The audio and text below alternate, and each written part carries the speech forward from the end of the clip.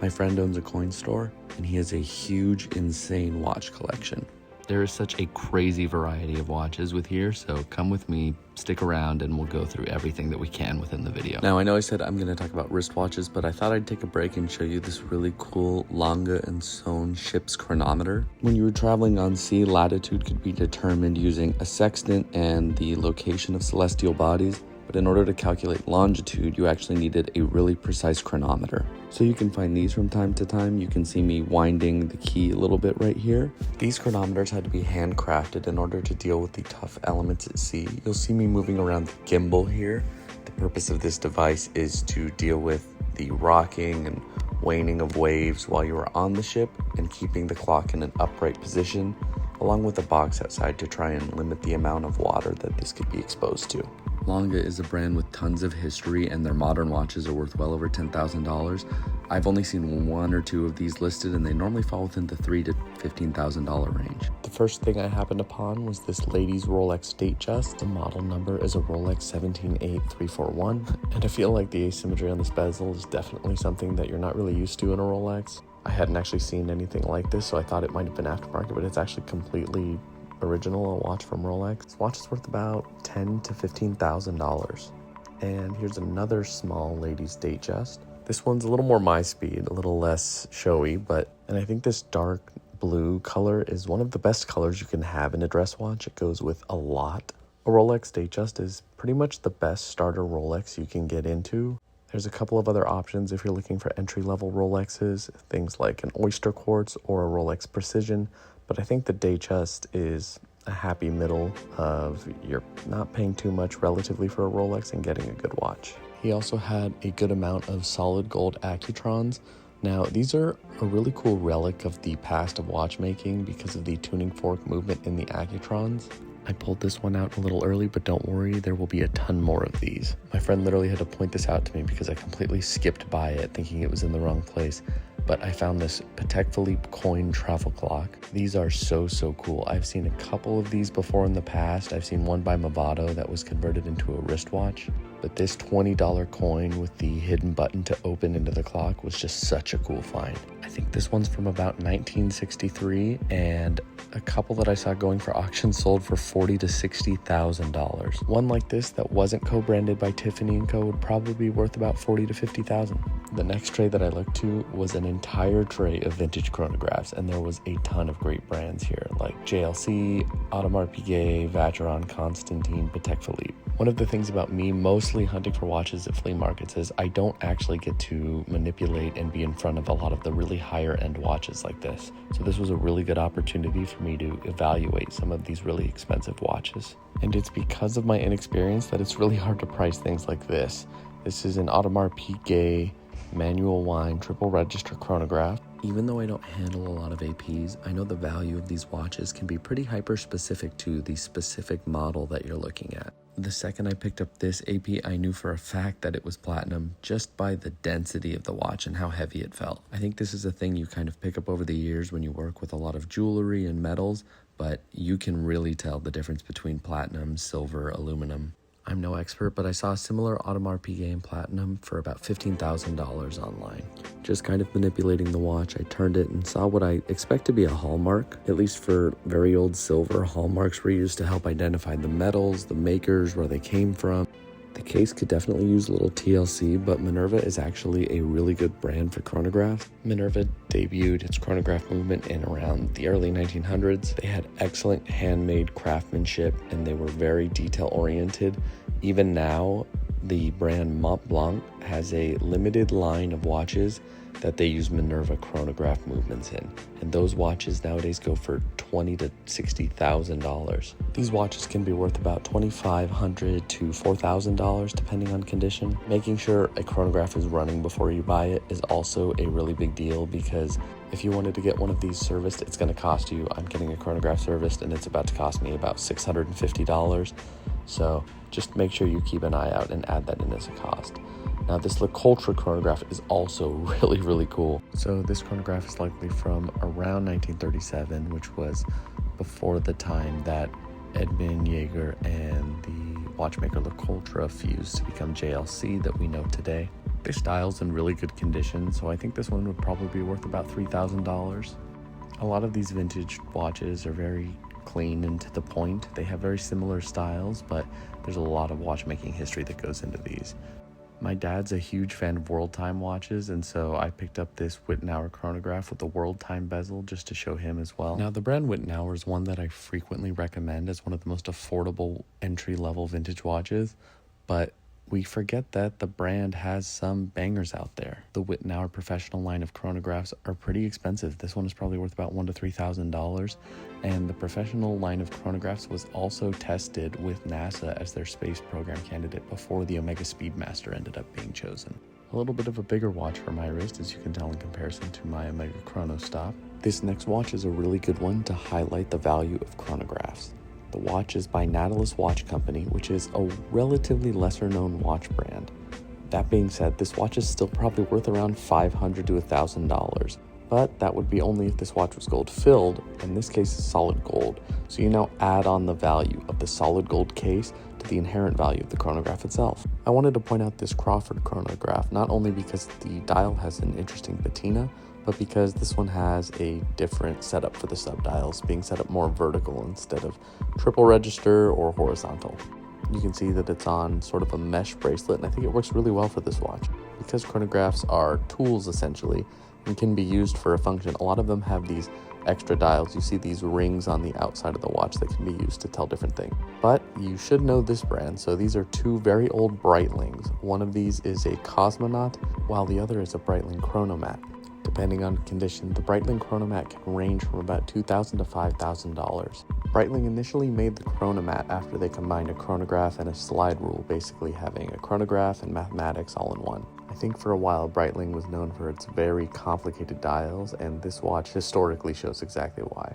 Now, the Breitling Cosmonaut is actually a modification of a Breitling Navitimer that was requested by astronaut Scott Carpenter so he could be able to tell the difference between day and nighttime while he was in space. Now, the value of a Breitling Cosmonaut varies based on the year, the condition, just like every watch, but I've seen these go from, on the low end, $2,500 to $4,000, to on the high end, I see them listed for $10,000. So I don't have a lot of experience selling these watches or evaluating them, but I still think it's a cool watch with a lot of history. Not to mention everybody's a sucker for a space watch. One thing I like about that watch and the Chronomat is this kind of coin edge bezel on the side. I think it's a really unique design take that I don't see in a lot of watches, and the Chronomat being solid gold just kind of adds more value on top of everything. Now, while the modern watches from Movado have become a little more contentious, their vintage ones were much higher quality. They had movements that were made by high-quality brands like Zenith, and a bunch of interesting examples of pointer dates and triple calendars. Movado also worked with watch companies like Tiffany and Cartier to supply movements for them, so you don't want to knock their vintage examples.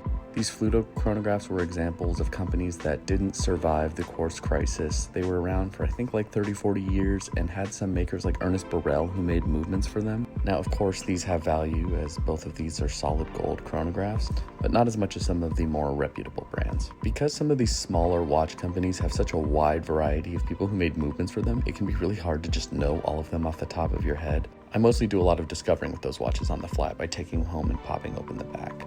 But next, I wanted to show you all these really cool solid gold cased watches. Solid gold watches, because there were a lot of them by a bunch of different brands, didn't always make it over the years. So I'm going to kind of classify the different tiers of them. Starting off with these. These are all Bulova Accutrons. Now, the Bulova Accutron used a tuning fork movement. And the problem with these is that a lot of the times I find that they are broken and it can be very hard to repair them, and they eat through batteries. So good examples are going to be ones like this. This has a shield style case. It's definitely more unique compared to some of the other normal cased ones. My recommendation on Accutrons is, if you really wanted one, is to go for one of the more unique ones, like a Bulova Accutron Space View or a Bulova Astronaut. Some of these just plain regular solid gold Accutrons are worth about what the gold is, with a little extra on top if it's running, but if they're not running, they are a super pain to get fixed and keep running. Now, while Mido's modern watches can go for thousands, their vintage options can be very affordable options. Now, this is a solid gold example. It's a Mido Ocean Star Dado Day, and it's also a chronometer. Now, a gold-filled version of this watch I would probably evaluate at around the $200 to $300 range, but because this is solid gold, you're probably selling these closer to the $1,000 range. But Mito is just highlighting the value and variety you can get at the $300 range in vintage watches. Now, I'm a huge fan of Omega, and so I really like this black dial diamond Omega. I personally am a huge fan of gem set watches, especially when they're done very minimally like this. Black dial Omegas, I think, are actually a little more rare than the traditional kind of gray and tan variants. And the fact that this is solid gold just adds on to the value, especially among a lot of younger collectors. I've seen more popularity for Omega, partially because their vintage options are so valuable, but also because if you wanted a modern variant, you're not putting yourself on a waiting list for 10 years in order to get it. I've bought numerous Omegas in the $200 to $300 range. Now, this one being solid gold with the diamond set dial is going to be a little more valuable, and probably about the $1,000 range. But if you want to talk about some high-tier watch brands, then of course JLC is going to be one of your go-tos. Now, this example isn't as desirable as some other examples, partially because it's a pendant watch, likely a nurse's watch, seeing as if you look, that pendant is upside down and the watch face is face downwards. Now, I haven't seen a lot of these, but one that I did see was posted online for about $3,300, and that's something you'd expect with this being solid gold in the original case from a brand of a high quality maker like JLC. This watch here actually highlights a good example of watches as investment pieces. I normally don't recommend people just go buy watches as investment pieces, but if you were going to, the watch brands that tend to be most profitable are Accutrons Constantine, Audemars Piguet, Patek Philippe, Rolex, Cartier. Now, one of the best ways that you can maximize a watch as an investment piece is if you don't pay full price for it.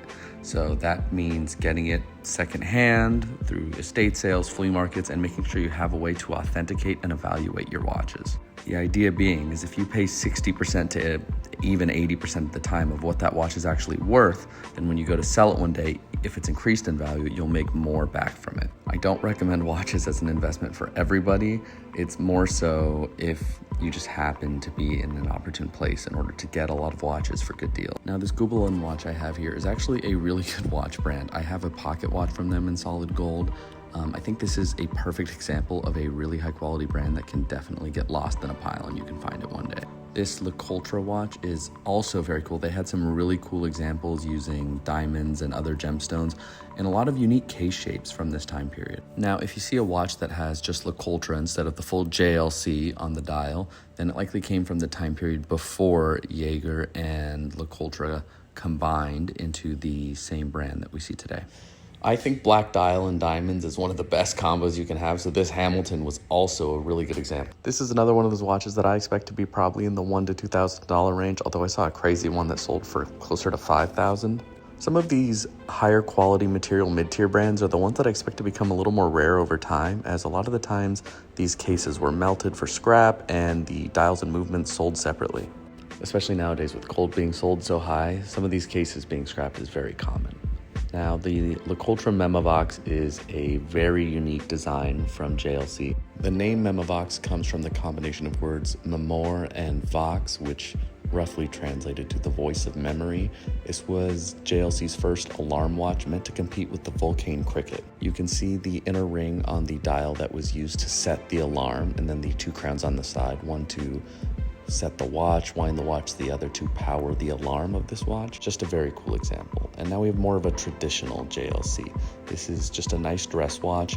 You'll see this design in many, many watches. So one of my recommendations to kind of dress these up is to put these on black or dark brown leather straps. The value of gold watches is always tricky as it fluctuates with the price of gold, but I'd expect this to be worth about $1,000 to $3,000, especially if you were to dress it up on a strap, replace the crystal. A little more variety of examples here. This one by Boucherer and this one by Zodiac. Zodiac has that Mason dial. While again, both valuable because these are solid gold, that Freemason dial makes it a little more rare. Now, while you might think that this solid gold cased Omega is pretty small and is likely classified as a ladies' watch, square and rectangular watches actually wear a bit better on larger wrists as well. So this is definitely something that either a man or a woman could wear. And you know I had to stop and shout out the brand Baume & Mercier, one of my favorite brands. It's very quality. It's very affordable in the vintage models, and they have such a unique design philosophy in a lot of their older models This one, of course, is kind of a more standard dress watch, but you'd be surprised about the different variety of examples you can find with this brand. Talking about value of this watch, again, we're talking solid gold. It's going to be closer to the $1,000 range. Keep an eye out for this brand for collaborations with Tiffany's. I've seen a bunch of dials that are stamped Tiffany & Co. as well. Messed up a bit with my editing, but let's take a closer look at that Freemason dial for the Zodiac. I've seen work like this with a bunch of different brands, including Hamilton, but they tend to be a little more rare. So if you see something like this, you probably want to add a little more value to if this was just a normal dress watch, even if it wasn't your particular style. And now let's go with a heavy hitter, one of the most famous watches of all time, the Omega Speedmaster. This one's an example from the 1970s. This watch is called the Moon Watch because it's the first watch to be worn on the moon. The brand Omega is very happy about that and will not let you forget it anytime soon. But it's also just one of the best looking chronographs in my opinion, especially one that has really nice patina like this example. Now, I don't know the exact date of this watch. I did not open and check the movement in the back, but it is on the original bracelet, and so the value of some of the vintage ones can actually go very, very high. This one has the blue bezel around the outside, probably around $3,000 to $7,000, depending on the exact year, because certain years are more valuable than others. There's that classic Omega logo on the back with the first watch worn on the moon engraving, so you don't forget. But let's keep the Omega love going with this other watch. This one is in Omega Flightmaster, and it comes with the original directions and the original box. Similar to the Speedmaster, this watch was developed in a time where tool watches were really big. You had Omega putting watches on the moon, you had Breitling nav timers that were set for all the sailors, whereas the Flightmaster was marketed more towards pilots. It's got a fully functioning chronograph, and it has really bright, unique colors on it, which you'll see in many different varieties of Flightmasters. One of the big design elements that you get from all these features, including just how big this watch is legibility. So they wanted it to be very easy for a pilot to use this as a tool. The GMT hand on this watch is also highlighted in color for maximum legibility and maximum versatility. Such a clean running example like this with the original bracelet and with the new box is definitely going to be closer to the $4,000 or $5,000 range. Both this and the Speedmaster are very iconic designs by Omega, and these can be grail pieces for a lot of collectors. A little bit lesser known of a vintage model is the Omega Seamaster chronograph. I've seen examples of these sell anywhere in the $2,000 to $6,000 range, and they're one of Omega's lesser known chronographs because there's so much hype behind the Speedmasters, the Flightmasters. I believe the earliest examples of Seamaster chronographs started as early as 1958, which overlaps a little bit seeing as the Omega Speedmaster was started in 1957. The dial on this example is very clean and it's in very good condition, which helps add to the value, but I definitely haven't actually seen one of these before in the world, so they seem a little more rare to me than a Speedmaster. One of the things contributing to this is the fact that they still make the Speedmaster to this day. Now, this next brand, Eberhard, is a brand that I don't see too often, but is very expensive if you look at their modern watches. In the bottom left of this photo, you can see the Chrono 4, one of the watches they were most famous for. It's very complicated with 4 different sub-registers, and it's some of these continued innovations that they attempted in watchmaking, which is one of the reasons these are so valuable. I don't expect a more simple version like this one to be worth probably around the $1,000 to $2,000 range, but still a very cool example to see. Now, if you want to talk about one of my weaknesses as a wristwatch collector, it's definitely coin watches, because I know there is value here, but there's also sometimes where there's no value at all. All of these examples are solid gold coins, and all 3 of these examples are from different brands, including brands like Mathé Tissot, and a very unique one right here. My favorite version of these watches are ones that are simply just coins that open up, like this example. Personally, I like this style better as it allows the item to keep more of an identity as a coin and a watch.